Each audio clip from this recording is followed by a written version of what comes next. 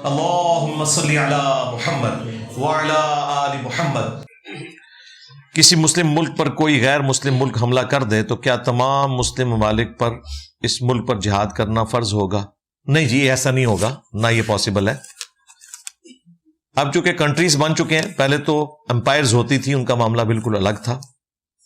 چونکہ ہم انٹرنیشنل معاہدوں میں بندھے ہوئے ہیں تو قرآن میں اللہ تعالیٰ نے سورۃ النساء میں، سورۃ الانفال میں اس قانون کو بیان کیا کہ جس قوم کے ساتھ معاہدہ ہوگا وہاں اگر مسلمانوں کے ساتھ کوئی ایسا مسئلہ ہوتا ہے تو آپ اپنے معاہدے کو نہیں توڑ سکتے، اس کا ایک پراپر طریقہ ہوگا۔ یا تو معاہدہ توڑیں گے، اتنے طاقتور ہوں گے، یہ نہ ہو کہ ایک چھوٹے سے ملک کو بچاتے ہوئے بڑا ملک بیڑا غرق کروا بیٹھے، تو یہ اتنا آسان کام نہیں ہے۔ یہ وی لاگز میں، جذباتی جملوں میں باتیں اچھی لگتی ہیں، ان کا حقیقت سے کوئی تعلق نہیں ہے۔ سود کی جو تعریف آپ بتاتے ہیں کہ منی اگینسٹ منی، یہ مفہوم حدیث کی کس کتاب میں؟ اجماع امت ہے، قرآن و حدیث کی تو ضرورت ہی نہیں ہے، یہی مفہوم ہے کہ منی کے بدلے منی سود کہلاتا ہے۔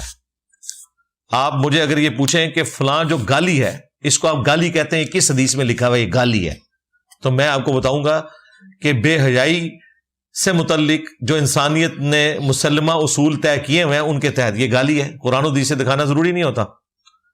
اسی طریقے سے سود کی جو ڈیفینیشن ہے وہ قرآن میں رپورٹ ہوئی ہوئی ہے، اس اعتبار سے کہ لوگ اپنے مال کو بڑھانے کے لیے سود کھاتے ہیں، لوگوں کو ایکسپلائٹ کرتے ہیں، اور ظاہر ہے اس کی ماڈرن فارم اب بینکنگ سسٹم کی شکل میں آ گئی ہوئی ہے، اس پہ تو کوئی اختلاف نہیں ہے۔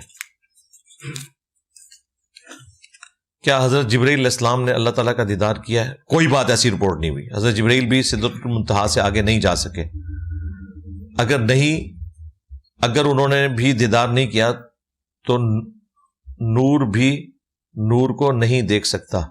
جی ایسا ہے ہی نہیں ہے، تو معاملہ جو ہے نا اللہ کے دیدار کا وہ جنت سے متعلق ہے۔ جنت میں جائے بغیر کسی نے بھی اللہ تعالیٰ کا دیدار نہیں کیا، نہ کسی فرشتے نے، نہ کسی پیغمبر نے۔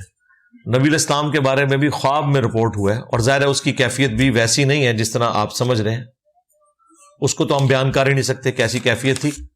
دیدار جو ہے وہ جنت میں ہی ہے۔ جس نے ایک بار بھی کلمہ پڑھ لیا وہ جنت میں جائے گا۔ تو کیا آپ یزید لعنتی کو بھی جنتی سمجھتے ہیں؟ جنت اور جہنم کا فیصلہ اللہ نے کرنا ہے، میں نے تو کرنا نہیں ہے۔ ان جنرل یہ ہے کہ سورۃ النساء میں آیا کہ جس نے کسی مؤمن کو ناحق قتل کیا اس کی سزا ہمیشہ کی جہنم ہے۔ سنن نبی داؤد میں حدیث ہے کہ 2 گناہ ایسے ہیں جو اللہ تعالیٰ قیامت کے دن بھی معاف نہیں کرے گا۔ نمبر 1 شرک، اور نمبر 2 قتل ناحق۔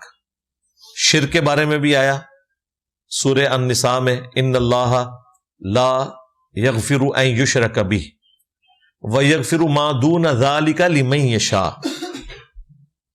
اللہ تعالیٰ بے شک کسی کا یہ گناہ معاف نہیں کرے گا آخرت کی زندگی میں، دنیا میں توبہ کر لی تو پھر معافی ہے، کہ وہ شرک کی حالت میں پیش ہوا، اس کے سوا جتنے گناہ ہیں جس کے لیے چاہے گا معاف کر دے گا۔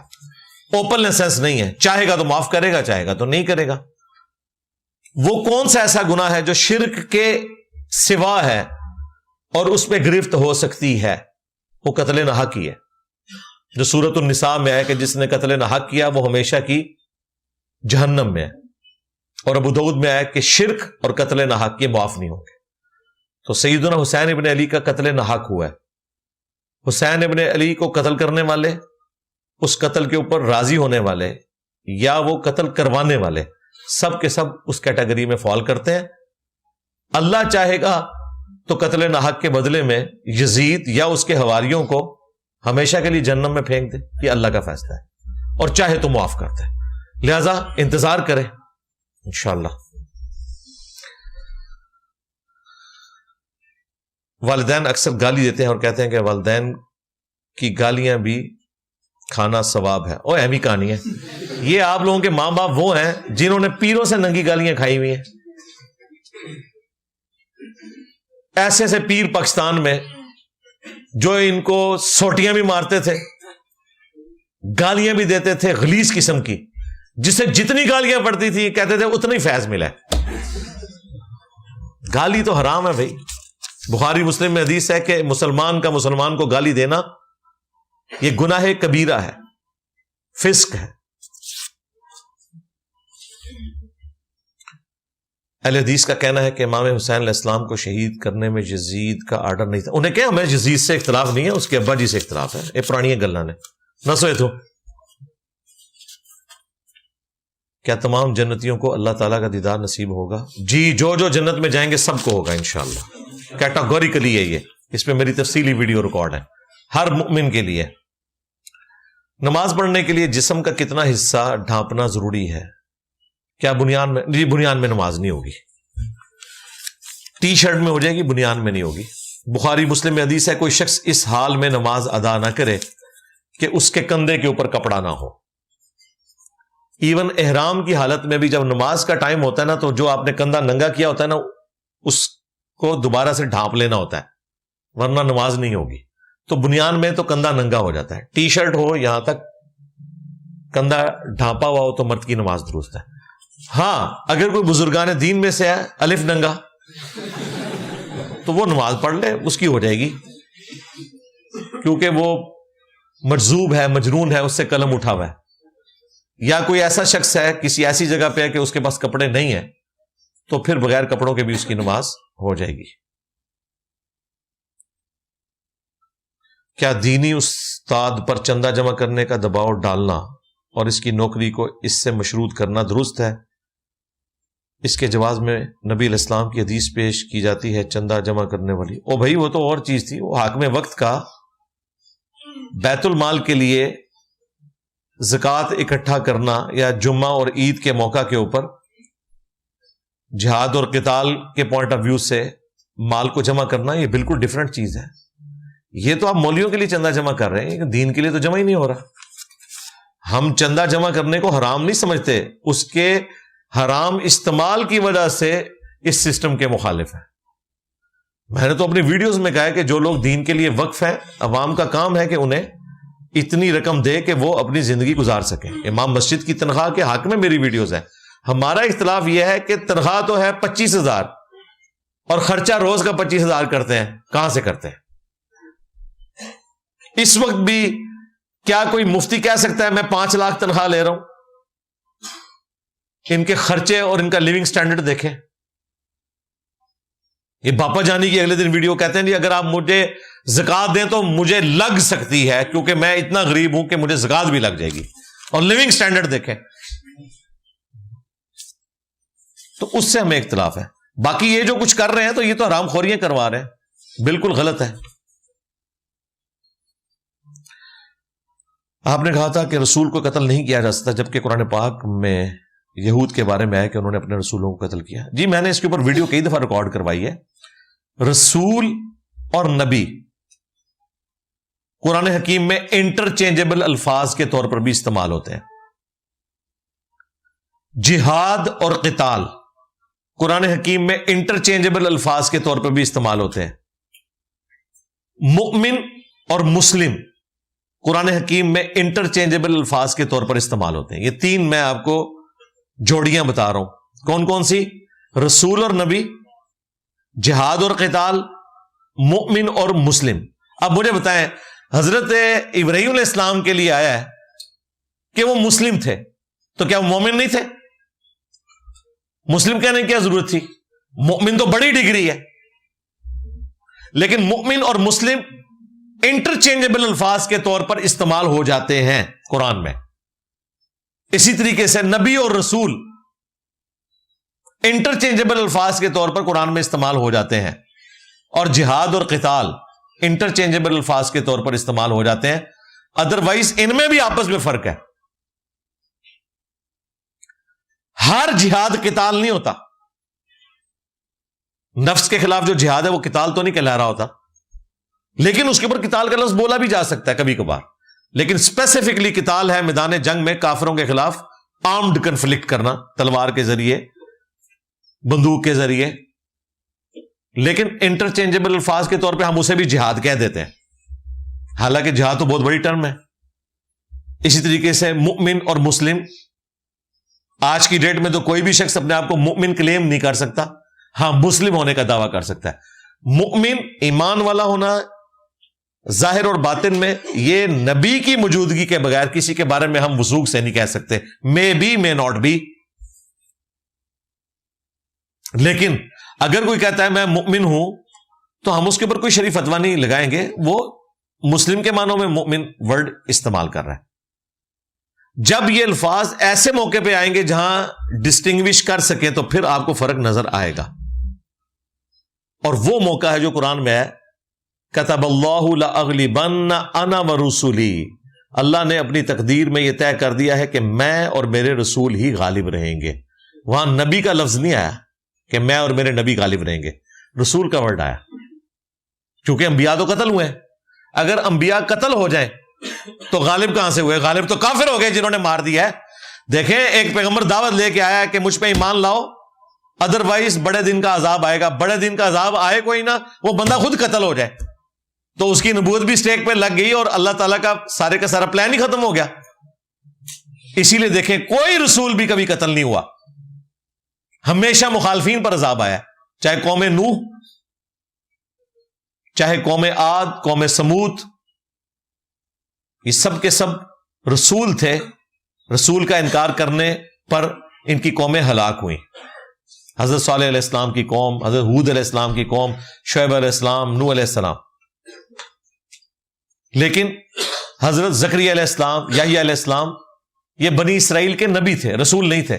یہ تو خود شریعت موسوی کے فالوور تھے، اس لیے شہید ہو گئے.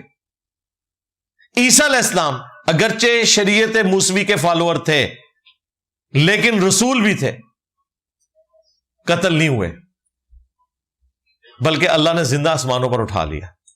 وہ معاملہ بھی نہیں ہوا کہ اسی ٹائم مخالفین پر عذاب آیا ہوتا. لیکن دوسری طرف وہ خود قتل نہیں ہوئے. وما قتلوہ وما صلبوہ ولکن شبہ لہم وما قتلوہ یقینا، یقیناً وہ قتل نہیں ہوئے. کیوں نہیں ہوئے؟ وہ رسول تھے. تو اس اعتبار سے بات ہوتی ہے. لہٰذا وہ جو قرآن میں آپ نے یہ آیت کوٹ کی ہے، اس کے اوپر میں نے اپنی ویڈیو میں بھی کہا تھا کہ یہاں پر جو رسولوں کے قتل ہونے کا ذکر ہے یہ اس ٹرم کے پوائنٹ آف ویو سے نہیں ہے بلکہ یہ لنگوسٹک میں بات ہو رہی ہے. رسول کا ورڈ تو ڈاکیے کے لیے بھی استعمال ہوتا ہے. صحابہ کرام رسول اللہ کے رسول بن کر باقی امت کی طرف آئے، نمائندہ بن کے. ان معنوں میں جو رسول ہوتا ہے وہ نبی تو نہیں ہوتا. لہذا قرآن حکیم میں جو رسولوں کے قتل کا ذکر آیا تو وہ نمائندہ کے طور پر ہے. وہ نبی تھے، صاحب شریعت نہیں تھے. صاحب شریعت یا قوموں کو دھمکی لگانے والے کہ دنیا میں عذاب آ جائے گا، ایسے رسول کبھی بھی قتل نہیں ہوئے.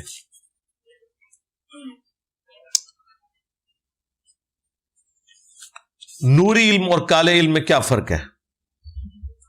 بھئی یہ ٹرمز تو پبلکی بنائی ہوئی ہیں. قرآن و سنت سے جو علاج کرتے ہیں وہ کہہ دیتے ہیں نوری علم ہے، اور جو شیطان کے ذریعے مدد لیتے ہیں جنات کے ذریعے اسے کہتے ہیں کالا علم ہے. باقی آپ کا جو نوری علم بھی یہاں پہ چل رہا ہے وہ بھی زیادہ تر فراڈ ہی ہے. سیدھی سی بات ہے. نوری علم وہ ہوگا جو قرآن و سنت میں جو وظائف آئے ہیں ان کو فالو کیا جائے گا. نوری علم میں کیا ہوتا ہے؟ ان کے اوپر بسم اللہ لکھی ہوتی ہے، نیچے لکھا ہوتا ہے یا غوث اعظم دستگیر. نہ نوری دے نہ ناری، وشکار کھلوتے ہیں.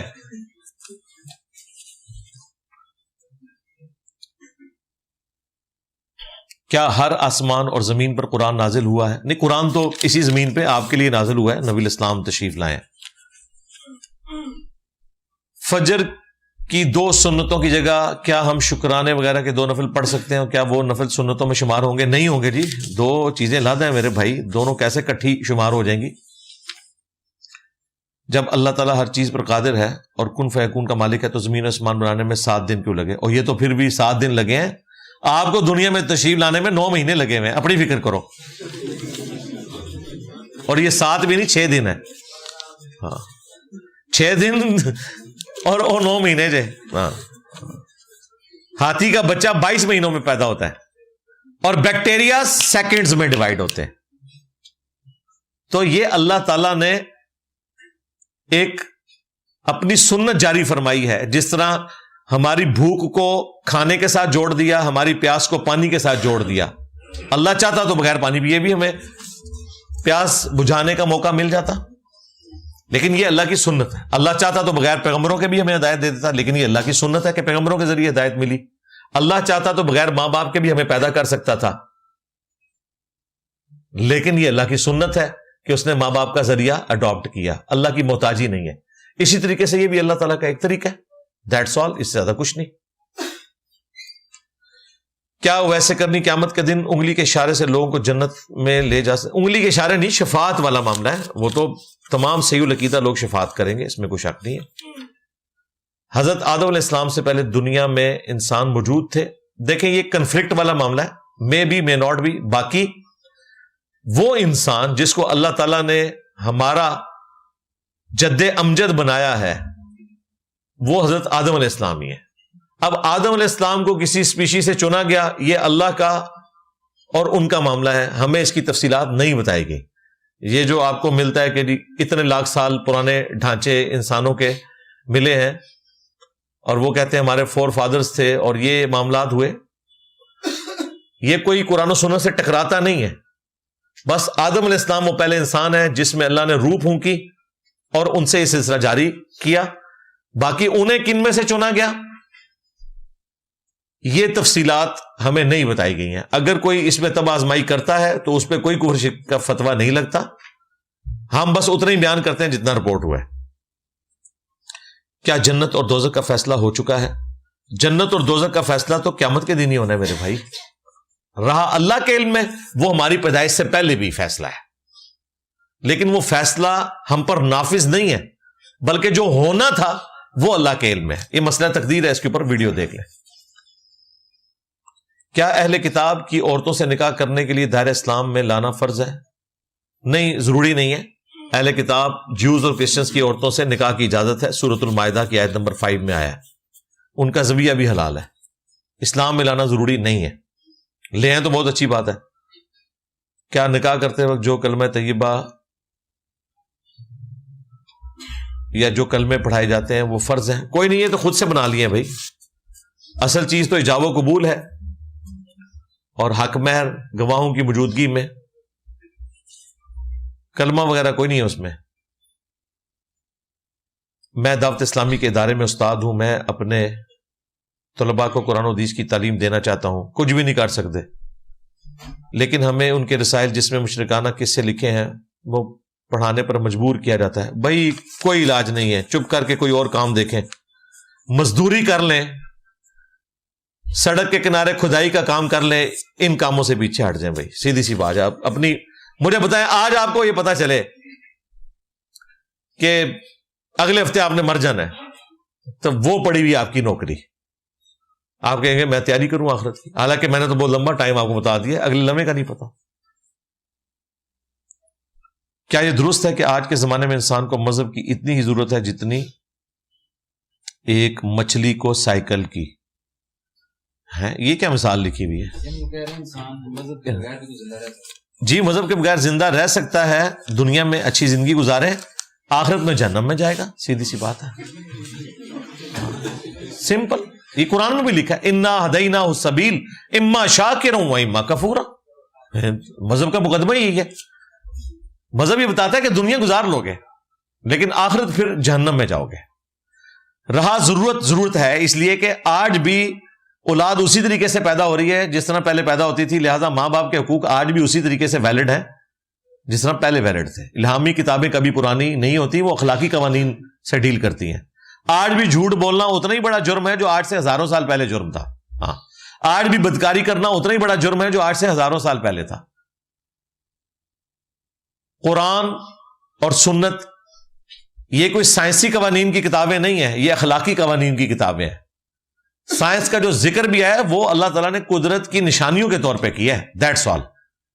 مقصد اس کو ذکر کرنا نہیں تھا، مقصد ایک خدا کی شناخت تھی۔ قرآن کی بہت سی آیات اس زمانے اور پیغمبر کی ذاتی زندگی سے متعلق ہیں، تو خدا کو نبی کی ذاتی زندگی میں دخل اندازی سے کیا مقصد ہو سکتا ہے؟ خدا تو جس کی مرضی زندگی میں دخل دے، اس سے آپ کا کیا لینا دینا؟ خدا نے پیغمبر کو ہمارا رول ماڈل بنایا، تو ان کی ذاتی زندگی وہ صرف ذاتی نہیں ہے، وہ انسانیت کے امام ہیں، لہذا ان کی ذاتی زندگی قرآن میں ڈسکس ہوگا کہ ان کا اپنی بیویوں کے ساتھ کیسا معاملہ تھا. یہ ان کی سیرت کا حصہ ہے, قرآن میں ڈسکس ہوگا تاکہ ہمیں اس سے پتہ چلے. سورۃ الاعراف میں اللہ تعالیٰ نے فرمایا ہم نے قصہ آدم اور ابلیس اس لیے تم سے بیان کیا تاکہ اے اولاد آدم جس طرح تمہارے ماں باپ کو شیطان نے بہکا دیا تھا تمہیں اس طریقے سے راہ حق سے ہٹا نہ دے. یہ مقصد ہے.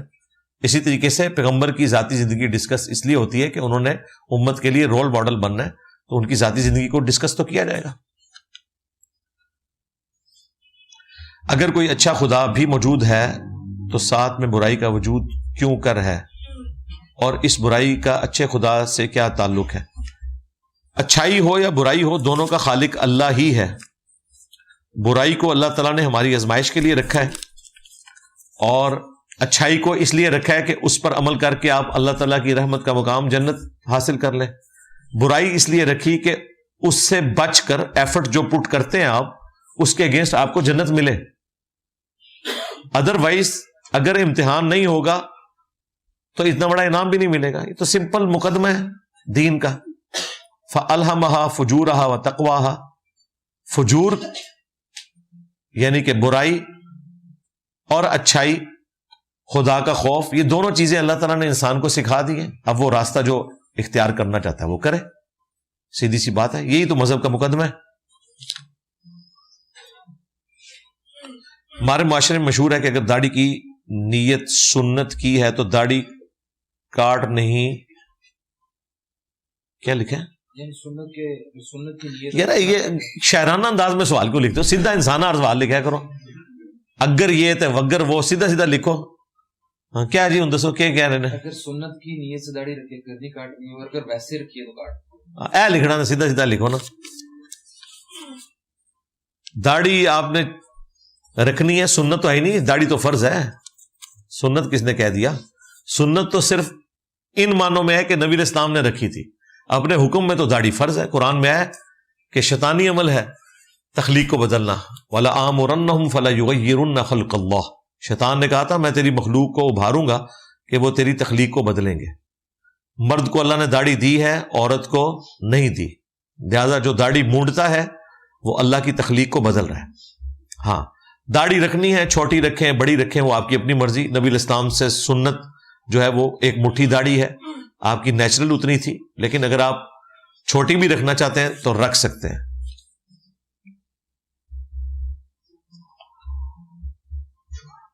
اگر بلی نقصان کرے تو کیا بلی کو مارنا جائز ہے؟ مراد یہ ہے کہ وہ ہلکی ہو چکی بھی ہے, چوزے کھا گئی ہے, دودھ پی جاتی ہے. نہیں یہ تو نہیں, اس کی خوراک ہے. آپ نے تھوڑے جانور ذبح کر کے کھائے ہوئے ہیں, تھوڑے کے کریے. مرغیاں آپ ذبح کرتے ہیں, گائے آپ ذبح کرتے ہیں, ٹھیک ہے, وہ تو ان کی خوراک ہے.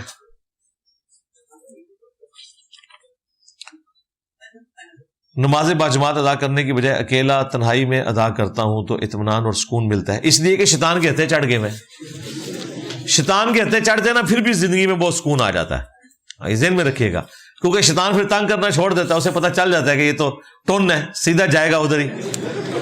یہ آپ کو سارے یہ پاؤڈری چرسی بڑے سکون میں ملتے ہیں نا, کہتے ہیں وہ جناب وکھرے جہاں میں داخل ہو جاتا ہے. ظاہر ہے شیطان خوش ہو گیا, اب اسے آپ کو لینا دینا نہیں, اس کا تو کام آپ نے آسان کر دیا نا.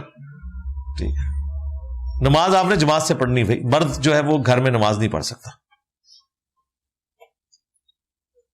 عورت کا صحیح پردہ جسم کا ہے یا سر کا ہے؟ سر کا بھی ہے, جسم کا بھی ہے, چہرے کا بھی ہے.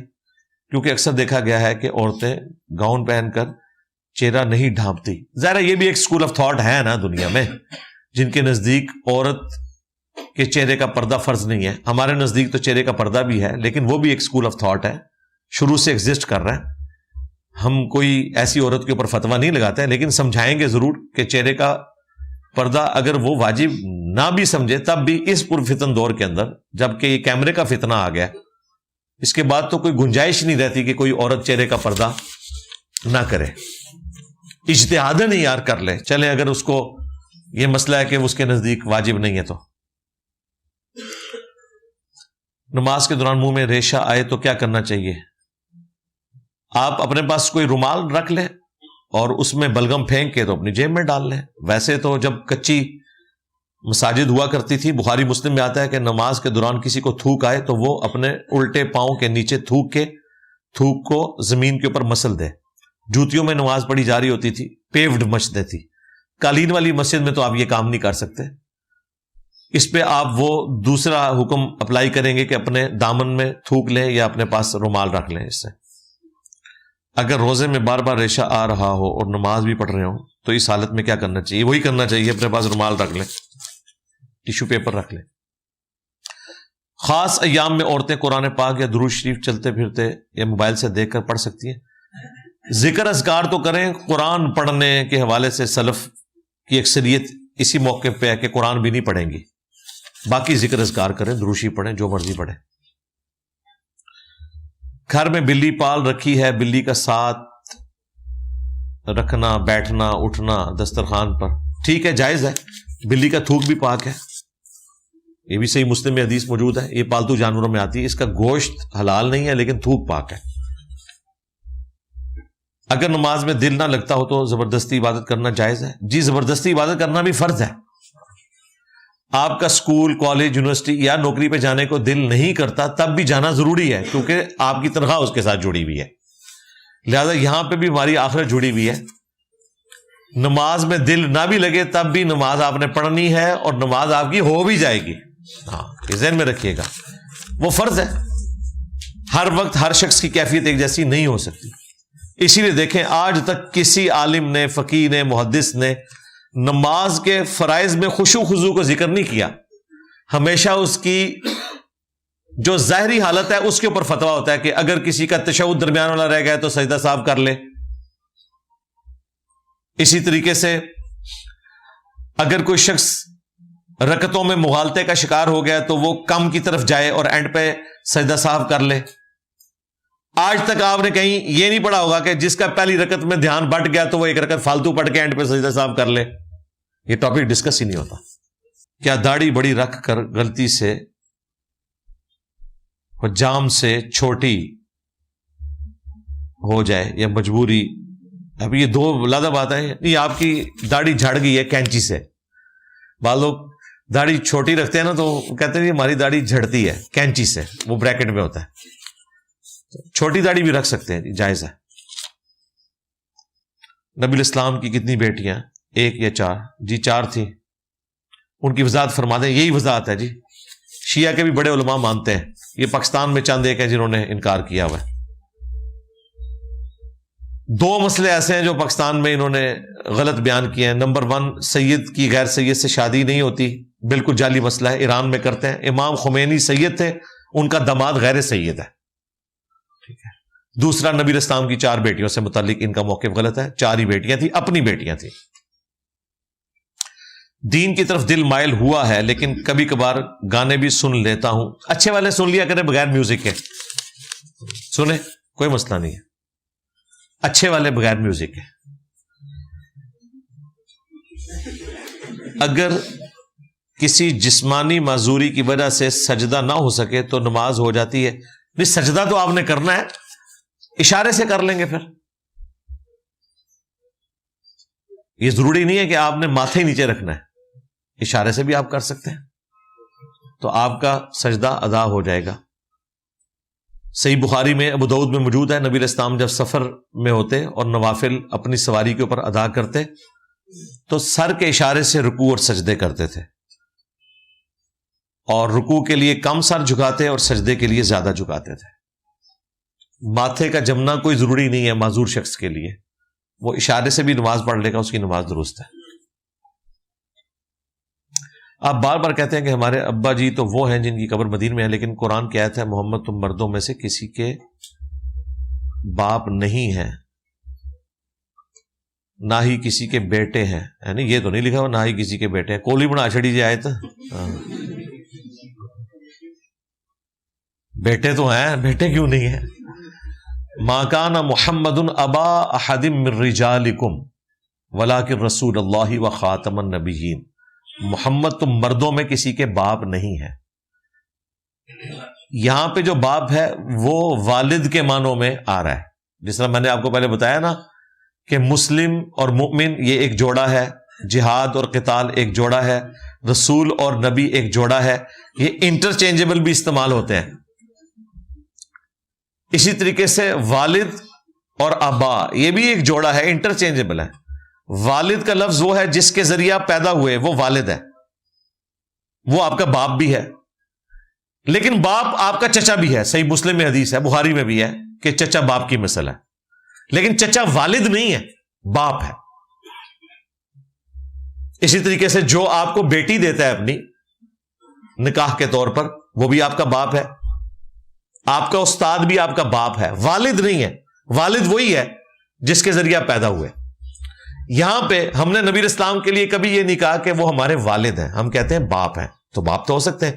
یہاں جو قرآن میں ہے نا، یہ والد کی نفی ہے کہ نبی الاسلام کسی مرد کے والد نہیں، یعنی آپ کا کوئی بیٹا بھی مرد نہیں بنے گا، بچپن میں فوت ہو جائے گا۔ کیوں؟ اس کی وجہ ساتھ آ گئی، وَلَٰكِن رسول اللہ و خاتم النبیین، چونکہ آپ اللہ کے رسول اور خاتم النبیین ہیں، لہذا سلسلہ نبوت آپ پر ختم ہوا۔ اب آپ کی اولاد میں کوئی بھی جوانی کی عمر کو نہیں پہنچے گا، بچپن میں فوت ہو جائے گا مردوں میں سے، اس جینڈر میں، لہذا آپ کے بعد اب کوئی نبی بھی نہیں ہوگا۔ ورنہ نبی الاسلام کی عظمت کا تقاضا تھا کہ اگر حضرت ابراہیم کے بیٹے پیغمبر تھے تو رسول اللہ کے بیٹے کو بھی پیغمبر ہونا چاہیے تھا۔ وہی بخاری میں حدیث ہے، عبداللہ ابن ابی اوفا سے کسی نے پوچھا کہ کیا آپ نے رسول اللہ کے بیٹے ابراہیم کو دیکھا ہے؟ انہوں نے کہا ہاں، وہ بچپن میں فوت ہو گئے تھے، 2.25 سال کی عمر میں۔ اور ساتھ ہی انہوں نے فرمایا کہ اگر وہ زندہ رہتے تو پیغمبر ہوتے، لیکن اللہ تعالیٰ نے انہیں بچپن میں فوت کر دیا کیونکہ رسول اللہ خاتم النبیین ہے۔ تو اس آیت کی تشریح بخاری میں عبداللہ ابن ابی اوفا نے کر دی ہے کہ نبی الاسلام کا کوئی بیٹا بھی جوانی کی عمر کو نہیں پہنچے گا، کیونکہ آپ کے بعد کسی نے نبی بننا ہی نہیں، جو کہ نبی نہیں بننا، لہذا آپ کی اولاد کو اللہ تعالیٰ نے بچپن میں موت دے دی۔ چونکہ زید ابن حارثہ کو نبی الاسلام کا بیٹا کہا جاتا تھا، زید ابن محمد، تو اللہ تعالیٰ نے اس کی نفی کی کہ یہ نبی الاسلام کے بیٹے نہیں ہیں، یعنی والد والے معنوں میں، بلکہ یہ تو خاتم النبیین ہے، کسی بھی مرد کے باپ نہیں ہے یہ۔ ساتھ ہی ساتھ زید ابن حارثہ نے جب اپنی بیوی کو طلاق دی تو اللہ تعالیٰ نے اس زمانے کی رسم توڑی اور منہ بولا رشتہ ختم کیا، اور وہ عورت زینب سلام اللہ علیہا جو بظاہر حضور کی بہو تھی، ان کے ساتھ آپ کا رشتہ کروا دیا، لیکن وہ بظاہر بہو تھی، منہ بولا رشتہ اسلام میں کوئی نہیں ہے، وہ اللہ نے رسم توڑی۔ یہ پورا کانٹیکسٹ ہے جس کے کانٹیکسٹ میں یہ بات آئی ہے کہ مردوں کے باپ نہیں ہے۔ یعنی اگر تم یہ سمجھ رہے ہو کہ زید ابن محمد ان کو کہتے تھے، اب تو ان کو کہنا زید ابن حارثہ، ان کو ان کے باپ کے نام کے ذریعے پکارنا ہے۔ دوسرا، اگر انہوں نے اپنی عورت کو طلاق دے دیا ہے تو وہ نبی الاسلام کی بہو نہیں تھی، وہ تمہارے منہ بولے رشتے میں بہو تھی نا۔ نبی الاسلام تو کسی بھی مرد کے باپ نہیں ہے، چاہے جائے کہ زید ابن حارثہ کے ہوں۔ تو یہ کافی سارے مسائل اس کے ساتھ جڑے ہوئے تھے جو کور کیے گئے۔ ہم جو دلیل دیتے ہیں وہ بھی اسی سورۃ الاحزاب میں لکھی ہوئی ہے، جس کی آیت نمبر 40 آپ نے پیش کی، اسی کی آیت نمبر 6 ہے، النبی اولی بالمؤمنین من انفسہم وازواجہ امہاتہم، نبی مومنین کی جانوں پر ان سے بڑھ کر حق رکھتے ہیں، اور نبی کی بیویاں امت کی مائیں ہیں۔ تو اب میں کہوں کہ جی نبی کی بیوی میری ماں کیسے ہوگی، میں انکار کر دوں کیا؟ نہیں، یہ آنری طور پر ماں ہے۔ تو جب وہ آنری طور پر ماں ہے تو ان کے ہسبینڈ جو ہے وہ آنری طور پر ہمارے باپ ہوئے۔ تو اس کانٹیکسٹ میں بات کی جاتی ہے۔ آپ کو یہ تو نظر آ گیا کہ وہ باپ نہیں ہے، تو پھر اس کانٹیکسٹ سے اگر وہ باپ نہیں ہے پھر تو نبی کی بیوی ہماری ماں بھی نہ ہوئی، وہ تو قرآن میں آیا ہوا ہے۔ تو یہ جس باپ کے ہونے کی نفی کی جا رہی ہے وہ والد والا باپ ہے۔ آنری طور پر ساری امت نبی الاسلام کی اولاد ہے، آنری طور پر سب کے سب ہم آل محمد ہیں، محمد والے، اہل بیت محمد نہیں، وہ صرف بنو ہاشم ہے، یا آل عقیل، آل جعفر، آل عباس، جو نبی الاسلام کے خاندان کے لوگ، لیکن آل ہونے کے اعتبار سے سب کے سب یہ پوری کی پوری امت آل محمد میں داخل ہے، محمد والے صلی اللہ علیہ وآلہ وسلم۔ گھر والے نہ درباروں پر جاتے ہیں نہ بابوں سے مانگتے ہیں، لیکن 11ویں کا ختم ہر مہینے پکا کر دلاتے ہیں، اور نماز بھی 5 وقت پڑھتے ہیں، کیا وہ صحیح راستے پہ ہیں؟ کہاں سے ہیں میرے بھائی؟ 11ویں جس نام کی دے رہے ہیں وہ اس بابا جی نے تو نماز کا طریقہ تو رفع الیدین سے لکھا ہوا ہے، تو پھر رفع الیدین تو شروع کروائے نا، پہلا سٹیپ تو طے کروائے نا، رفع الیدین شروع کریں۔ دوسرا 11ویں کو عبد القادر جیلانی سے انہیں کہ ثابت کریں، ان کی اپنی کتاب موجود ہے، اس میں تو کوئی 11ویں نہیں لکھی ہوئی ہے۔ ویسے اگر آپ نے میت کی طرف سے صدقہ اور خیرات کرنا ہے کہ اللہ تعالیٰ اس کے گناہ معاف کرے اور اس کے لیے آخرت کی زندگی میں آسانیاں کرے تو ٹھیک ہے، سارے بابوں کی طرف سے آپ 11ویں دیا کریں کہ اللہ تعالیٰ ان کے گناہوں کو معاف کرے، جو جو کام انہوں نے ڈالے ہیں تو وہ آپ بے شک کریں۔ لیکن اگر آپ 11ویں کا مطلب یہ لے رہے ہیں کہ بابا جی ہماری مدد کریں گے، نہیں جی، بابا جی کی مدد تو آپ کر سکتے ہیں، وہ آپ کی مدد نہیں کر سکتے۔ مرے ہوئے بندے کو زندوں کی ضرورت ہوتی ہے کہ وہ اس کے لیے دعائیں مغفرت کریں۔ ایک انسان ہر 4 یا 5 سال کے بعد عمرہ کی ادائیگی کے لیے چلا جاتا ہے، لیکن حج زندگی میں ایک دفعہ بھی نہیں کیا مالی حالات کی وجہ سے۔ بس وہ 4-5 سال تک پیسے جوڑے نا اور حج کر لے کسی طریقے سے، کوئی کمیٹی ڈال لے۔ حج تو فرض ہے بھائی، عمرے بار بار نہ کریں، حج کریں جو فرض ہے۔ یہ غلط کر رہے ہیں آپ۔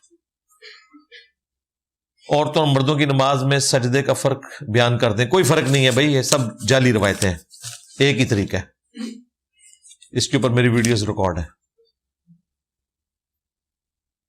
ہمارے انٹرنیشنل کرکٹرز کے روزے اور فرض نمازیں بھی کھیل کی نظر ہو جاتے ہیں، تو کیا اس پر کوئی شرعی گرفت ہوگی؟ بھائی آپ کا اس سے کیا لینا دینا ہے بھائی؟ یہ تو سوال وہ کرے، یا اگر آپ کے وہ جاننے والے ہیں تو انہیں سمجھائیں کہ ایسا نہیں ہونا چاہیے۔ بالکل شرعی گرفت کیوں نہیں ہوگی؟ ہوگی، نمازیں جمع کر سکتے ہیں، کوئی مشکل نہیں۔ میرا خیال نہیں کہ کرکٹ کھیلنے سے کسی کی نماز ضائع ہو جائے گی۔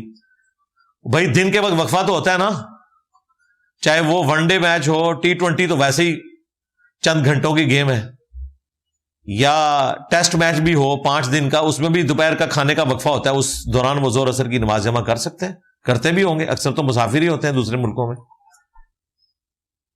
کیا ہمیں دین سیکھنے کے لیے عالم کا کورس کرنا چاہیے؟ عالم کا کورس کریں گے تو آپ حالت دیکھ رہے ہیں، لوگوں نے جناب ڈاکٹریٹ کی ڈگری کی ہوئی ہے، ڈاکٹر سلمان مصباحی آپ کے سامنے کیا کریں؟ کورس بے شک کر لیں، آپ کی مرضی ہے، اگر آپ کو کچھ ملتا ہے اس میں سے کورس آپ کو کروائیں گے، لیکن تعلیمات اس کے خلاف پڑھائیں گے۔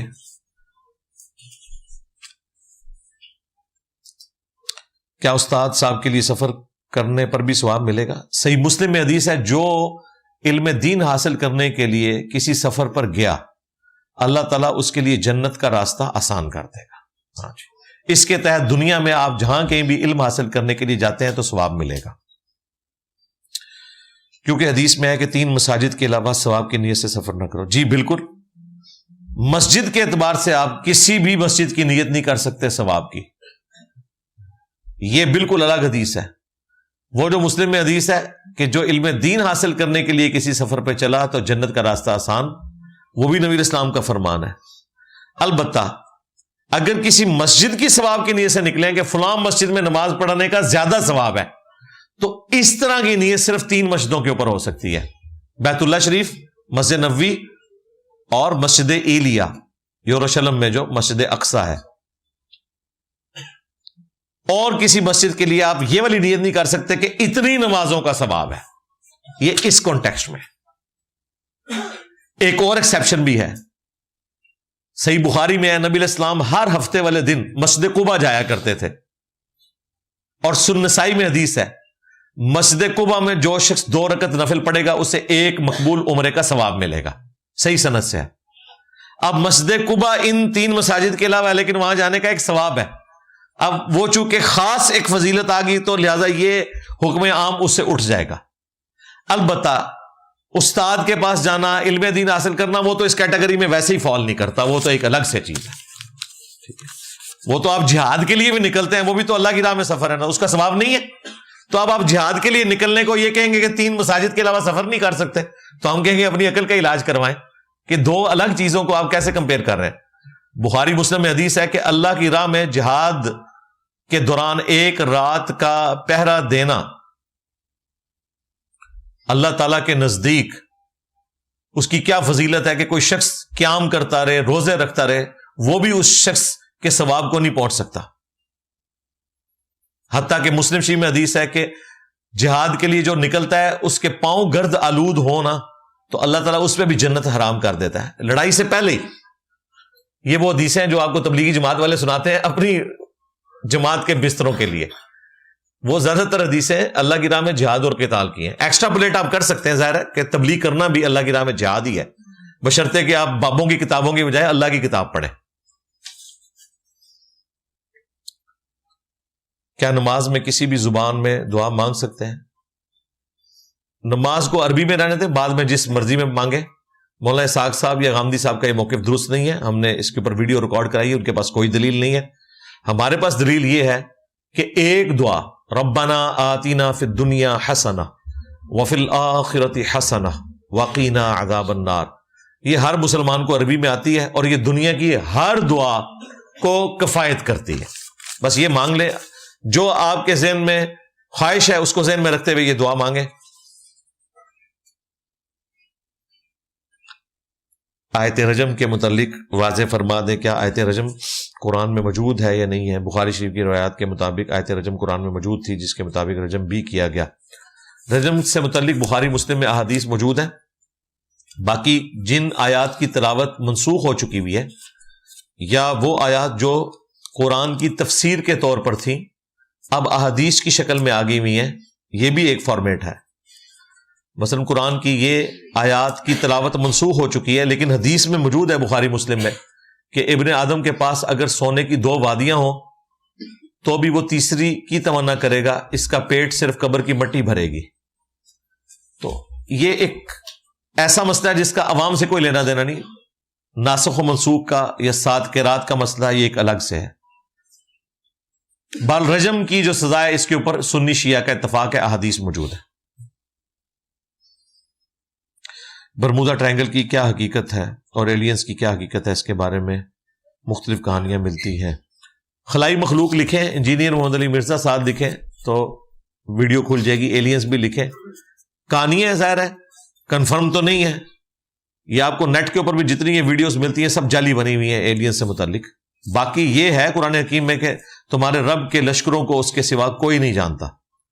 اب وہ کون سے لشکر ہیں وہ ہمیں تفصیلات نہیں پتا، اللہ کی پتہ نہیں کون کون سی مخلوقات ہیں. برمودا ٹرائنگل کے بارے میں بھی اب تو خیر وہ سب کچھ ہی ثابت ہو گیا کہ وہ کچھ چیزیں حسن اتفاق تھیں اور کوئی ویسے نیچرل ڈیزاسٹر تھے اور وہ چیزیں سٹوریاں بنا بنا کے کیا کچھ بن گیا. گوروں نے اس کو بھی پورا اب اس کے اوپر ڈاکومنٹریز بنا دی ہیں. نیشنل جیوگرافی کے اوپر آپ دیکھ لیں، انگریزی میں بھی ہیں، اردو ترجمے کے ساتھ بھی ہیں.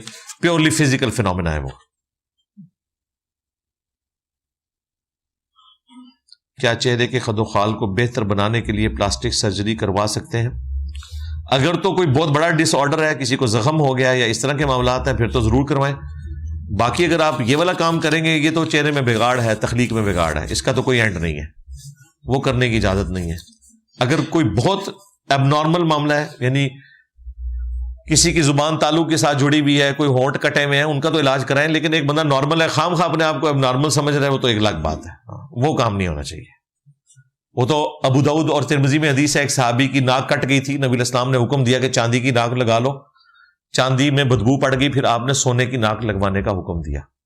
تو ناک اگر کسی کی کٹ گئی ہے تو وہ پلاسٹک سرجری کے ذریعے بنوا سکتا ہے. لیکن خام خواہ پلاسٹک سرجری کروانا کہ مطلب ایک عورت جو ہے وہ 70 سال کی ہے اور وہ کہے کہ جی میں 30 سال کی نظر آؤں، تو یہ تو سارا فراڈ ہے. انہی چیزوں کی تو مخالفت ہے. کیا اسلام میں شادی کرنا فرض ہے؟ شادی نہ کرنے والا جنت میں جائے گا؟ شاہ جی مندسوں میں کیا جواب دیں؟ اس کے اوپر میری کافی ساری ویڈیوز ریکارڈ ہیں. آج معاف کرو، یہ ہر بار سوال ہوتا ہے. کیا اسلام میں خلا کا تصور ہے؟ جی ہے. کیا اسلام میں عورت طلاق لے سکتی ہے؟ جی لے سکتی ہے. دونوں چیزیں موجود ہیں. خلا اور اس کی عدت اور اس طرح کے باقی سارے معاملات، جو عمران خان صاحب کا عدت کیس تھا اس کے اوپر میری تفصیلی ویڈیو آپ دیکھ لیں. 9 طرح کی عدت میں نے ڈسکس کی ہوئی ہے، اس میں یہ میں نے ساری چیزیں قرآن و سنت کے حوالے سے ڈسکس کی ہیں. کیا یہ عقیدہ جائز ہے کہ نبی الاسلام کے مبارک روزہ پر جا کر سلام عرض کریں تو نبی الاسلام ہمیں سماعت کرتے ہیں اور دیکھتے بھی ہیں؟ نہیں، ایسی کوئی بات رپورٹ نہیں ہوئی ہے. جو روایت یہ پیش کرتے ہیں اس کے ساتھ امام بیہقی نے خود لکھ دیا ہے کہ اس میں محمد بن مروان الصدیق کذاب راوی ہے. البتہ ابو داؤد میں صحیح حدیث ہے کہ جو میری قبر پر مجھ پر سلام بھیجے گا میں اس کے سلام کا جواب بھی دوں گا، اللہ تعالیٰ میری روح لوٹا دے گا. اب یہ برزخی معاملہ ہے. نبی الاسلام جب جواب دیتے ہیں ہمیں کوئی آواز نہیں آتی. اسی طریقے سے ہم سلام نبی الاسلام تک پہنچاتے ہیں قبر پر، وہ اللہ تعالیٰ جس طریقے سے انہیں اسپیشل پروٹوکول کے ذریعے سنوا دیتا ہے. یہ برزخ کے معاملات ہیں، اس کا اس فزیکل ورڈ سے کوئی تعلق نہیں ہے. قرآن کی سب سے بہترین تفسیر کون سی ہے؟ قرآن کی سب سے بہترین تفسیر وہ ہے جو قرآن سے کی جائے، مختلف کراس ریفرنس کے طور پر آیات جو ہم نے اپنی ویڈیوز میں کئی جگہ پہ کوٹ کی ہیں. اس کے بعد صحیح الاسناد احادیث، اس میں 4 کتابیں آپ نوٹ کر لیں. صحیح بخاری کا کتاب التفسیر چیپٹر، جامعہ ترمذی کا کتاب التفسیر چیپٹر، اور المستدرک للحاکم کا کتاب التفسیر چیپٹر تو کافی تفصیلی ہے، جس میں اس سے متعلقہ تمام واقعات، شان نزول، ہر آیت کا نہیں، جو اسپیسیفک جہاں کہیں ضرورت پڑتی ہے. اور چوتھی بک ہے سنن نسائی الکبریٰ کا کتاب التفسیر چیپٹر. اور یہ ساری چیزیں آلموسٹ کور کی ہوئی ہیں حافظ ابن کثیر نے تفسیر ابن کثیر میں. اور مولانا مودودی کی تفہیم القرآن وہ تو دی بیسٹ ہے. میں سمجھتا ہوں اگر میں کسی ایک تفسیر کا نام لوں دی بیسٹ پوری اسلامک ہسٹری میں تو وہ تفہیم القرآن ہے مولانا مودودی کی رحمہ اللہ. وہ آڈیو میں بھی آپ کو یوٹیوب پہ مل جائے گی، اور پی ڈی ایف اگر اس کا ڈاؤن لوڈ کرنا ہے تو وہ بھی اویلیبل ہے ہماری ویب سائٹ ahlsunnatpak.com کے اوپر. جب اللہ کو سب معلوم ہے کہ کون جنت میں جائے گا اور کون دوزخ میں، تو انسان کو اعمال کرنے کی کیا ضرورت ہے؟ بھائی اگر تو آپ نے جہنم میں جانا ہے تو اعمال کرنا چھوڑ دیں، اور اگر جنت میں جانا ہے تو کر لیں. انسان کو تو ضرورت ہے نا. جس کو جہنم میں جانے کی ضرورت ہے وہ نہ کرے، جسے جنت میں جانے کی ضرورت ہے وہ کرے. رہا اللہ کے علم میں، اللہ کے علم میں ہونے کا تو معاملہ مجھے پتہ ہی نہیں ہے. یعنی کوئی شخص یہ کہہ سکتا ہے کہ مجھے پتہ چل گیا کہ اللہ کے علم میں کیا ہوں؟ کوئی بتا سکتا ہے؟ ہم تو آپ سے پوچھیں گے آپ جانا کہاں چاہتے ہیں، تو وہ کہے گا کہ میں جنت میں جانا چاہتا ہوں، تو ہم کہیں گے کہ یہ پیغمبروں کی اتباع کرو. یہ نہیں ہو سکتا کہ ایک بندہ پیغمبروں کے راستے پہ چلے اور وہ جہنم میں چلا جائے. بالکل نہیں. یہ آؤٹ آف کانٹیکسٹ چیزیں کوٹ کرتے ہیں. بیڈ لک صرف دنیا میں ہوتی ہے، آخرت میں کوئی بیڈ لک نہیں ہے. اسی لیے اللہ تعالیٰ کو قرآن حکیم میں جگہ جگہ یہ بات کرنی پڑی. اللہ تعالیٰ اپنے وعدے کی خلاف ورزی نہیں کرتا. کیوں؟ دنیا میں ایسا ہوتا ہے کہ آپ محنت کریں اور رزلٹ آپ کے خلاف آ جائے. اس لیے اللہ تعالیٰ بار بار کہتا ہے کہ میں وعدہ خلافی نہیں کروں گا. یعنی یہ نہیں ہوگا کہ دنیا میں کوئی اچھے اعمال کرتا ہے، اچھے عقیدے کے ساتھ مر گیا اور آخرت میں بیڈ لک ہو جائے اور وہ جہنم میں چلا جائے. بیڈ لک صرف دنیا میں ہوتی ہے، آخرت میں پورا پورا بدلہ ملے گا. اس لیے قرآن میں جگہ جگہ ہے پورا پورا بدلہ ملے گا. دنیا میں بیڈ لک کیوں ہوتی ہے؟ آزمائش کے لیے. آخرت میں کوئی آزمائش نہیں ہے، آخرت میں تو فیصلہ ہونا ہے. تو اللہ کا جو علم ہے وہ ہمیں تو نہیں نا پتا. جب پتہ ہی نہیں ہے تو ہم پہلے کیسے طے کر کے بیٹھ جائیں کہ جی میں نماز اس لیے نہیں پڑھتا کہ ہو سکتا ہے میں جہنمی ہوں. جی بالکل، اگر آپ نماز نہیں پڑھ رہے تو آپ جہنم میں ہی جائیں گے. تو اب میں کیا کروں کہ میں جنت میں چلا جاؤں؟ آپ نماز پڑھنا شروع کر دیں. سیدھی سی بات ہے. اللہ کا جو علم ہے اس کے ہم پابند کوئی نہیں ہے. ہم نے جو کرنا تھا وہ اللہ کو پتا ہے. یہ ذہن میں رکھیے گا. اللہ تعالیٰ کی صفت عدل کو چیلنج نہ کرے کہ وہ زبردستی کسی کو جہنم میں پھینکنا چاہتا ہے. وہ تو چاہتا ہے سب کے سب جنت میں چلے جائیں. اس لیے تو پیغمبروں کا سلسلہ شروع کیا. ورنہ تو اللہ تعالیٰ کہتا ٹھیک ہے پیغمبروں کو بھیجنے کی بھی ضرورت نہیں ہے، جو میں نے تقدیر میں جنتی اور جہنمی لکھ دیا. مجھے بتائیں پیغمبر دنیا میں کیوں آئے؟ قرآن میں آیا کہ پیغمبر اس لیے آئے تاکہ قیامت والے دن کوئی شخص اللہ پر حجت قائم نہ کر سکے رسولوں کے آنے کے بعد. سورۃ النساء میں اللہ تعالیٰ نے فرمایا. تو اللہ تعالیٰ تو قیامت کے دن انسان کے خلاف اپنا مقدمہ لڑنے کے لیے بھی پوری تیاری کر رہا ہے کہ کوئی انسان یہ نہ مجھے کہے کہ مجھے تو پتہ ہی نہیں چلا، تو میں نے رسول بھیج دیے. اللہ تعالیٰ پوری تیاری کر کے بیٹھا ہوئے، آپ لوگ فیصلہ سنائی بیٹھے ہوئے ہیں. بھائی اس طرح نہ کریں. اگر کوئی شخص بدکاری کرے تو کیا اس کی معافی ہو سکتی ہے؟ جی ہو جائے گی. توبہ کر لے، معافی ہو جائے گی. اگر کورٹ میں کیس گیا ہے یا پبلکلی رپورٹ ہو گیا پھر تو سزا ہوگی وہی 100 کوڑوں والی. شادی شدہ ہے تو رجم ہوگا. اور اگر یہ سب کچھ چھپ چھپا کے ہوا ہے تو بس توبہ کر لینا کافی ہے. وہ سورہ الفرقان میں آیا سورت نمبر 25 آیت نمبر 68 سے 70 کہ 3 بڑے گناہ شرک، قتل نہ حق اور بدکاری، اگر ان سے بھی کوئی توبہ کر لے تو ہم نہ صرف اس کے گناہوں کو معاف کر دیں گے بلکہ گناہوں کو نیکیوں سے بدل دیں گے. اللہ اکبر کبیرا والحمد للہ کثیرا وسبحان اللہ بکرۃ واصیلا. جب ہم باجماعت نماز پڑھتے ہیں اور پیچھے سے جو بھائی آ کر السلام علیکم کہتا ہے تو اس کا جواب دینا ہوگا. جی اشارے سے دینا ہوگا. ابو داؤد میں موجود ہے، موطا امام مالک میں موجود ہے کہ صحابہ کرام ہاتھ کے اشارے سے اس کا جواب دیتے تھے. زبان سے دیں گے تو نماز ٹوٹ جائے گی، زبان سے نہیں دینا. قیام میں تو یوں ہاتھ یا ایسے کھڑے ہیں تو ایسے ہاتھ سے ہلکا سا اشارہ کرنا ہے. اور یہ جو السلام علیکم بھی کہتے ہیں ترانہ کڈیا کرو اگلے بندے دا. 4 نمازی ہوتے ہیں، ایک بارو جڑا بندہ آتا ہے السلام علیکم، ایک کوئی سلام نہیں کر خدا دا نہ ہے، نارمل آ کے السلام علیکم ورحمۃ اللہ، بس دیٹس آل. اور یہ سلامتی بھیجنا بیسیکلی ایک اناؤنسمنٹ ہوتی ہے کہ میں اچھی نیت سے مسجد میں آیا ہوں، کوئی بم دھماکہ کرنے کے لیے نہیں آیا. یہ سلامتی بہت بڑی نعمت ہے. آپ دیکھیں رات کے گپ اندھیرے میں اگر سامنے سے آنے والا شخص آپ کو السلام علیکم کہتا ہے تو آپ کا سارا خوف ختم ہو جاتا ہے. وہ آپ پہ سلامتی بھیج رہے ہیں، آپ وعلیکم السلام کہتے ہیں. یہ برکت ہے اس کی. غامدی صاحب کے مطابق غار ہرا والا واقعہ صرف ایک افسانہ ہے. یہ مولانا اسحاق صاحب کے بارے میں بھی جھوٹ منسوب کیا ہوا ہے. مولانا اسحاق صاحب نے بھی کوئی ایسی بات نہیں کی ہے. غامدی صاحب نے ضرور کی ہے، اس کے اوپر میری ویڈیو ریکارڈ ہے. ابھی پچھلے دنوں جو میری پوڈ کاسٹ ریکارڈ ہوئی تھی 6-7 مہینے پہلے کی ہے، ابھی ہم نے اپلوڈ کی ہے نور اللہ صاحب کے ساتھ. وہ صحافی ہیں تو اس میں انہوں نے شروع میں یہ سوال پوچھا ہوا ہے. تو بالکل بخاری مسلم میں رپورٹ ہوا ہوا ہے. مولانا اسحاق صاحب نے جو بات کی تھی وہ ڈیفرنٹ کی تھی. انہوں نے یہ کہا تھا کہ غار ہرا سے وحی کا آغاز نہیں ہوا. تو یہ تو لکھا ہوا ہے اسی حدیث کے اندر بخاری مسلم میں کہ نبی علیہ السلام پر وحی کا آغاز خوابوں سے ہوا. جو آپ رات کو دیکھتے تھے وہی دن کو ہو جاتا تھا سچے خوابوں سے. اور اس میں ایک ایونٹ غار ہرا والا آیا. مولانا اسحاق صاحب نے انکار نہیں کیا ہوا. اور اگر خدا نہ خواستہ انہوں نے بھی کیا ہوا ہے تو میرے بھائی کسی مولوی کی تو آپ نے تقلید نہیں کرنی نا. آپ نے تو ماننا ہے جو قرآن و سنت میں لکھا ہوا ہے. باقی جو غامدی صاحب نے اس میں یہ بات کی کہ جی نبی علیہ السلام پہ یہ جو کیفیت طاری ہو گئی، آپ نے اپنی بیوی سے کہا کہ مجھ پر چادر اڑا دو، یہ کیسے ہو سکتا ہے کہ نبی کے اوپر یہ کیفیت طاری ہو جائے؟ نبی تو پورے یقین کے ساتھ اپنے آپ کو پیغمبر مانتا ہے. او بھائی اللہ سے ڈر جاؤ. پیغمبر تو ہمیشہ اللہ کے علم میں پیغمبر ہی ہے. قرآن میں حضرت موسیٰ علیہ السلام کے ساتھ جو پہلی دفعہ ایکٹیویٹی پرفارم ہوئی ہے تو وہ بھی وہاں پر ڈر گئے تھے. ایک انسان ہونے کے ناطے یہ ہو سکتا ہے. اس کی وجہ سے آپ حدیثوں کو فراڈ کہنا شروع کر دیتے ہیں. اللہ سے ڈر جائے. اگر جماعت میں دیر سے شامل ہو تو رکعتوں میں تو امام کی اقتدا کریں گے، کیا رفع الیدین بھی اقتدا کریں گے؟ جی رفع الیدین بھی کریں گے. رفع الیدین میں بھی اقتدا ہی کریں گے. اور اگر نہیں کر رہا پھر جو مرضی آپ کریں، جس طریقے سے مرضی رفع الیدین کریں. کیونکہ حنفی تو امام تو نہیں کر رہا تو آپ نے تو سنت نہیں چھوڑنی. لیکن اگر امام رفع الیدین کر رہا ہے تو پھر آپ امام جس طریقے سے رفع الیدین کر رہا ہے اسی کو فالو کریں.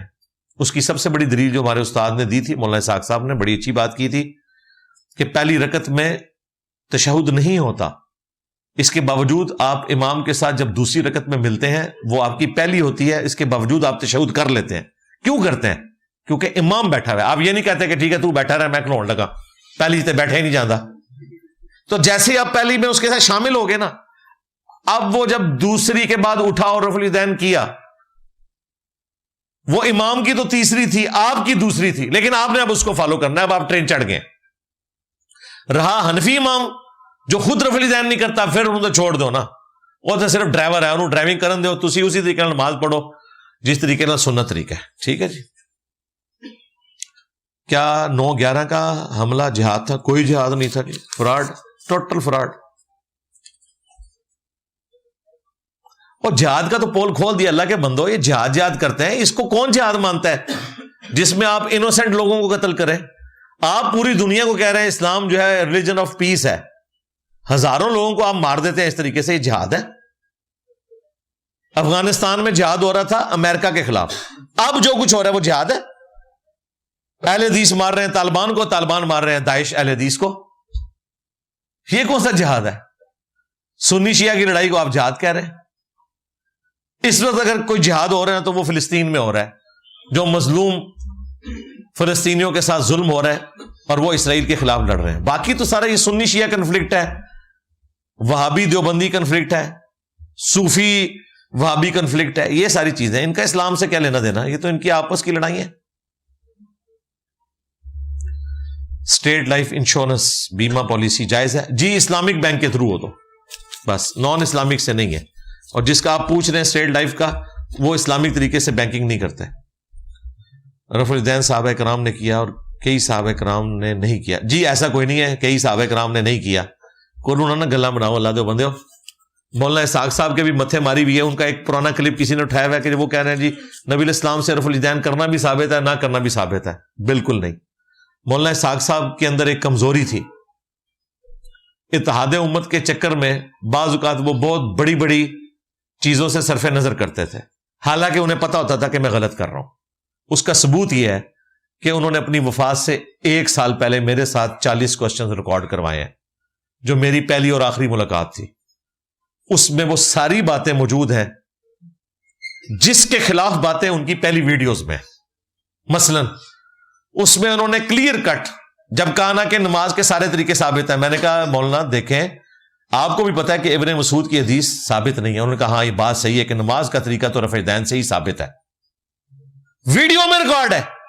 لیکن ان کے شاگرد ابھی بھی پوری ڈٹائی کے ساتھ میرے بکس میں چند ایک اسٹوڈنٹس دیوبندیوں اور بریلویوں کو خوش کرنے کی خاطر کہتے ہیں جی آپ کا طریقہ بھی ثابت ہے، جن لوگوں کو اپنے استاد کی ویڈیوز کا ہی اندازہ نہیں ہے۔ اب مولانا اسحاق صاحب کی اور میری ریکارڈنگ ہوئی ہے 23 مارچ 2012 جمعے کے دن، اور ان کی وفات ہوئی ہے 28 اگست 2013 کو، یعنی میری ملاقات کے 1.25 سال کے بعد۔ اس 1.25 سال میں مجھے کوئی ویڈیو دکھاؤ کہ انہوں نے کہا ہو کہ بغیر رفع الدین کے نماز پڑھنا بھی سنت سے ثابت ہے۔ میری ویڈیو میں تو انہوں نے کہہ دیا کہ نماز کا طریقہ رفع الدین کے ساتھ ہے، لہذا پرانی ساری ویڈیوز تو ان کی، وہ ویڈیوز تو مر گیا۔ اور وہ بھی اس لیے تھا کہ وہ اتحاد امت کے چکر میں آپ کو پتا ہے نا بعض اوقات سافٹ ٹارگٹ بھی کر لیتے تھے معاملات کو۔ اب میرے ساتھ وہ توحید کے معاملے میں بات کرتے ہوئے انہوں نے اس انٹرویو میں کہا ہے کہ محمد علی بیٹا سچی بات تو یہ ہے کہ ہمارے مسلمانوں نے شرک میں مشرکین عرب کو بھی پیچھے چھوڑ دیا ہے۔ مشرکین عرب تو سمندری سفر میں جا کے اللہ کو پکارتے تھے، ہمارے مسلمان تو سمندر میں بھی جا کے کہتے ہیں یا بھاول آگ بیڑا تک۔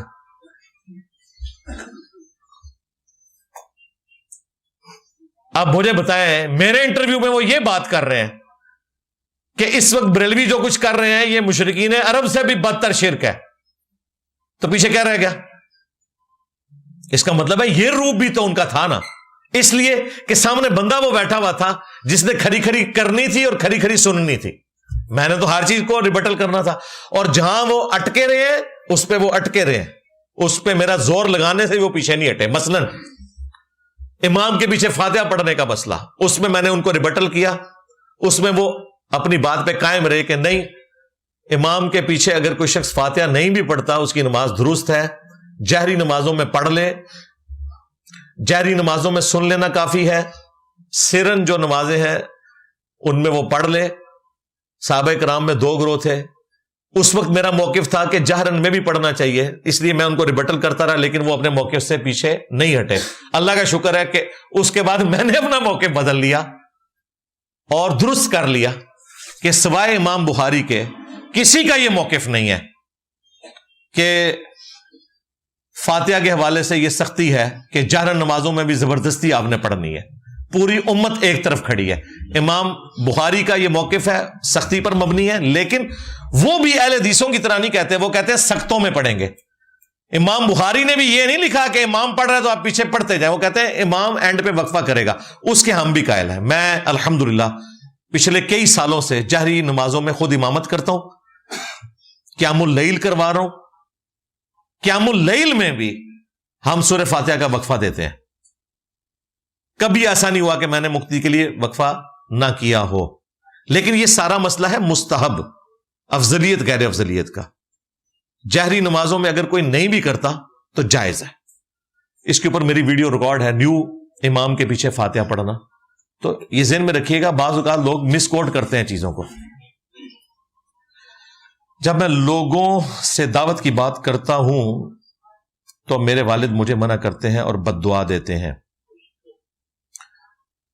آپ ان کے سامنے نہ کیا کریں.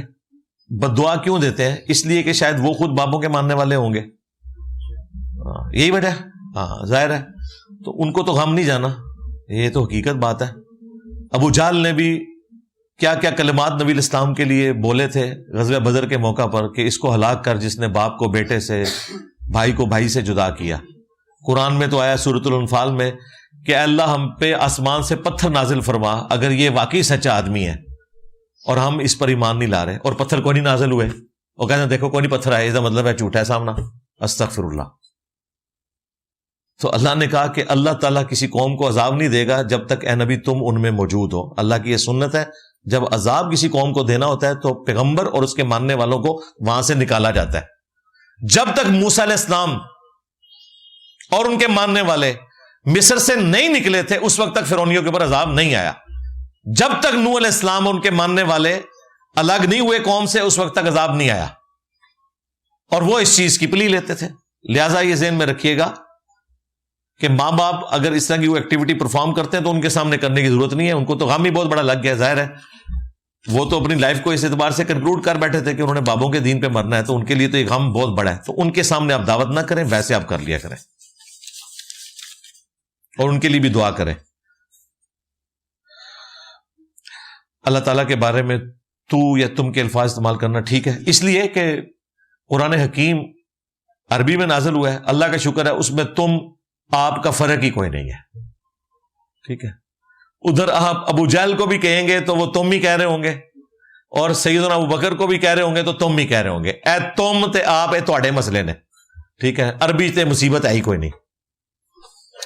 جبکہ نبی الاسلام کے نام کے ساتھ آپ لکھتے ہیں. نبی الاسلام کے حوالے سے ہماری ایک ٹریڈیشن ہے لیکن اس کو بھی کوئی فالو نہیں کرتے. مجھے یہ بتائیں نعتوں کے اندر کیا تم کے ساتھ بات نہیں کی ہوئی ہے؟ نعتوں کے اندر کیا تم کے ساتھ شعر اور اشعار مختلف بزرگان دین نے نہیں کہے ہوئے اردو زبان کے اندر؟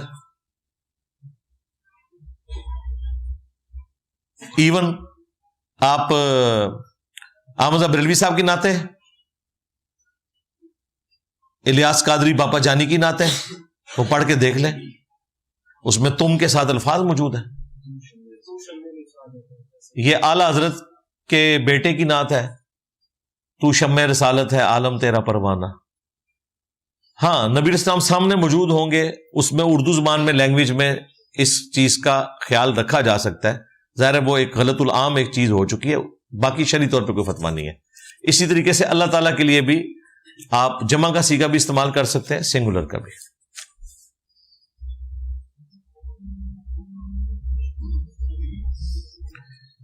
حیض کی حالت میں ازواجی تعلق قائم کرنا حرام ہے کیا؟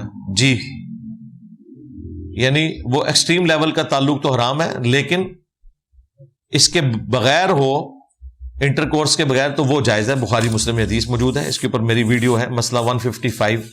کیونکہ میں ایک ہی ویڈیو وہ ریکارڈ کروا چکا ہوں، اس ٹاپک کو میں بار بار موضوع نہیں بناتا، وہ آپ دیکھ لیں.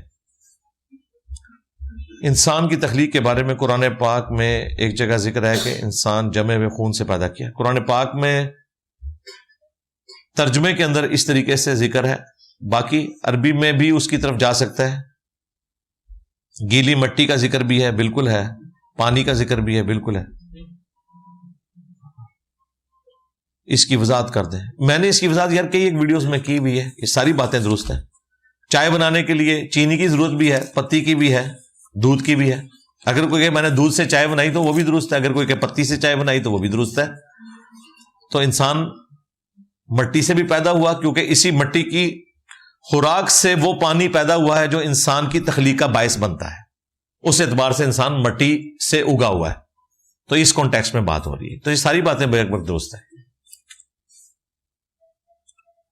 اسلام میں سفر کی مختصر نماز اور سفر کے دوران دینی فرائض میں نرمی اس لیے دی گئی کہ سفر ایک مشکل اور کٹن چیز ہے، لیکن آج کل آسائش کا دور ہے. جی یہ سارے مسئلے آپ سے پہلے ہی حل ہو چکے ہیں.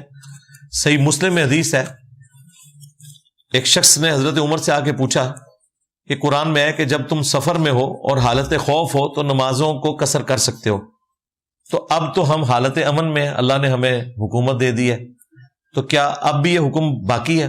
تو انہوں نے کہا میں نے سیم سوال رسول اللہ سے کیا تھا صلی اللہ علیہ وآلہ وسلم کہ اللہ نے ہمیں مشرکین عرب پہ غلبہ دے دیا ہے، تو کیا اب بھی نماز قصر کریں گے؟ تو آپ نے فرمایا یہ اللہ کی آسانی ہے، اسے لے لو. تو یہ حکم باقی ہے. آسائش کے ساتھ اس کا کوئی لینا دینا نہیں میرے بھائی.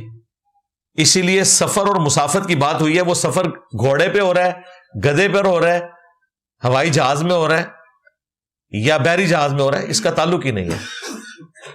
اور اس سے بڑی بات بخاری مسلم میں کہ شروع میں تو نماز ہے ہی 2 رکعت تھی، 4 فرض تو ہوتے ہی نہیں تھے.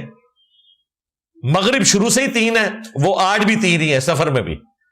باقی بخاری مسلم میں سیدہ عائشہ کہتی ہیں کہ نماز فرض ہی 2 رکعت ہوئی تھی. فجر بھی 2 فرض ہوتے تھے، ظہر بھی 2 ہوتے تھے، عصر بھی 2، عشاء بھی 2.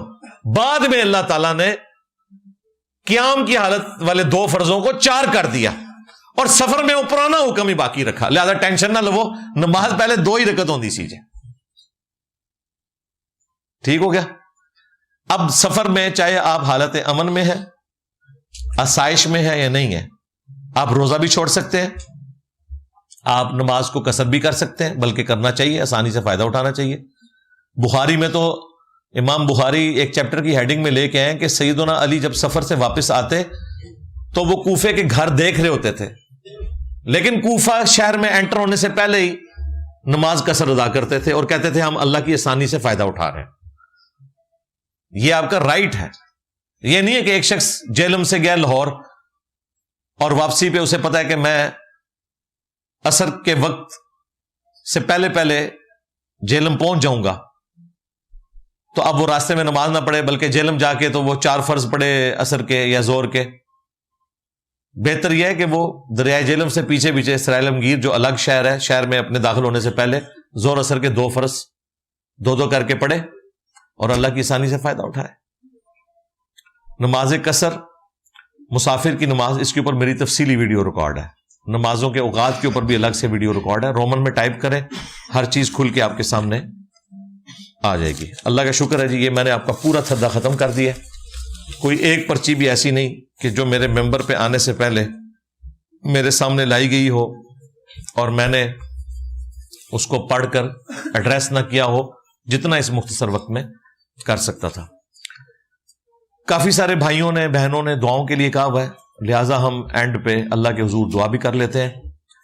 اللہم انی اسألک بأنک انت اللہ لا الہ الا انت الاحد الصمد الذی لم یلد ولم یولد ولم یکن لہ کفوا احد وإلہکم الہ واحد لا الہ الا هو الرحمن الرحیم الف لام میم اللہ لا الہ الا هو الحی القیوم اللہم صلی علی محمد وعلی آل محمد ربنا آتنا فی الدنیا حسنہ وفی الآخرة حسنة وقینا عذاب النار ربنا آتنا من لدنک رحمہ وہیئ لنا من امرنا رشدا رب ارحمہما کما ربیانی صغیرا اللہم اغفر لحینا ومیتنا وشاہدنا وغائبنا